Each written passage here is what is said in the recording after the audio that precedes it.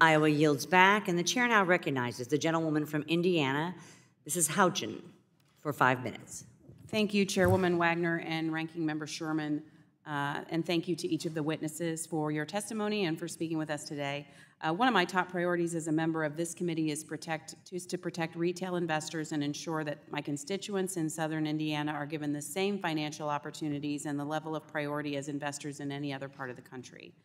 When I hear from people back home, a constant point of concern is for the security of their wallets, the ability to save for retirement, provide for their families, and secure their futures. As my colleagues have discussed, the current system has lost sight of these priorities. Our capital markets and the soundness of our financial system have long been among our greatest strengths, but as political agendas and unrelated social issues drive the focus elsewhere, everyday Americans are forced to bear the cost of diminished returns and lost financial security. As a member of the ESG Working Group and this committee, I'm glad we're now turning our attention to this issue. There's no reason why the well-being of everyday investors should take a back seat to politics over other unrelated issues. Mr. Nettram, you submitted a comment letter to the SEC back on September 12, 2022, regarding their proposed amendments on Rule 14a-8.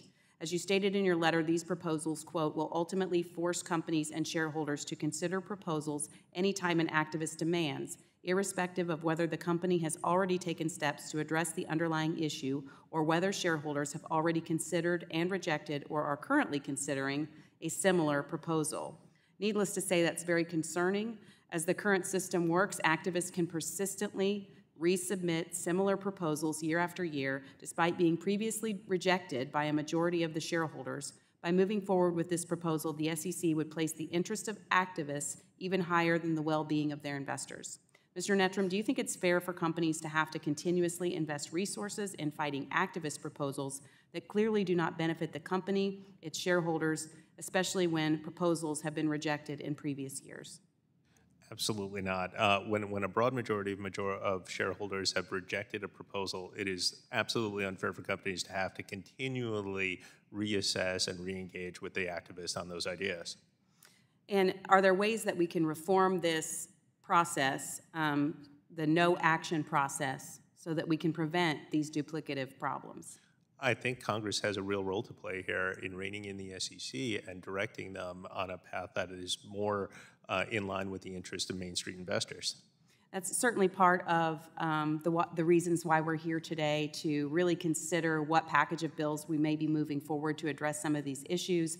I'm pleased to be leading an initiative that will address the issue. My bill will nullify this burdensome and unnecessary SEC proposal from taking place, saving shareholders both time and money and ensuring that the interests of a small number of activists don't take priority over our everyday investors.